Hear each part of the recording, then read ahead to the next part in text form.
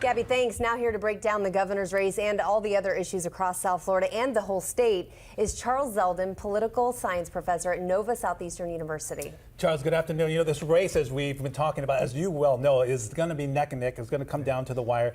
And everyone is saying that it's going to come down to two things, and that's voter turnout and the undecideds. We know that Central Florida has a big concentration of undecideds. Are they the ones who are likely going to decide this race? Actually, in this race, in most years you'd be right, but in this year, I think it's actually going to come down to South Florida. It's going to come down to how many people turn out in South Florida. This is a turnout election. This is an election where it's not a question of convincing people to vote for you, it's convincing people to vote. And to the extent that South Florida votes in larger numbers, closer to a presidential year than, say, in 2010, that's going to be really good for the Democrats, for Charlie Crist. To the extent that they turn out closer to 2010, that's really good for Governor Scott.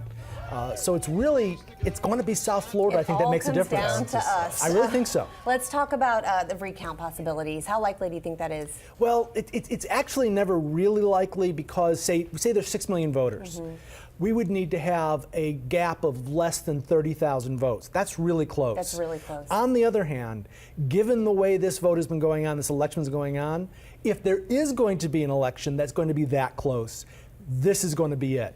So if it's less than 30,000 votes in the end of the day, it goes to an automatic machine recount. Mm-hmm. If the number drops then they go to hand recounts.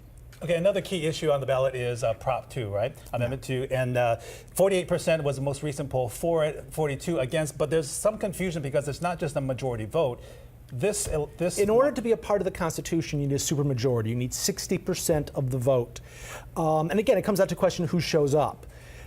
If the electorate is older and whiter, it'll probably not make 60%. If it's more younger, more liberal, more urban, then there's a chance for it to make 60%. I suspect it's going to be over 50% approval, but not quite 60. But 60% is going to be a real reach. But again, it's a question of how much South Florida shows up, because if there's any area that's likely to support it, it's South Florida, it's Orlando. It's not the Panhandle. City areas. Okay. And at least that's Prop one 2, thing. Of course, is medical marijuana. Medical marijuana, yes. And that's one thing that we won't have to wait till the next day or a couple of days to find out. We'll have a pretty good idea by the end of the evening if it's close. I mean, if it's 59%, then they're going to have to kind of revote. If it's 54%, it's not going to pass. Okay, we'll have to wait and see. Thank you so My much pleasure. for joining us today.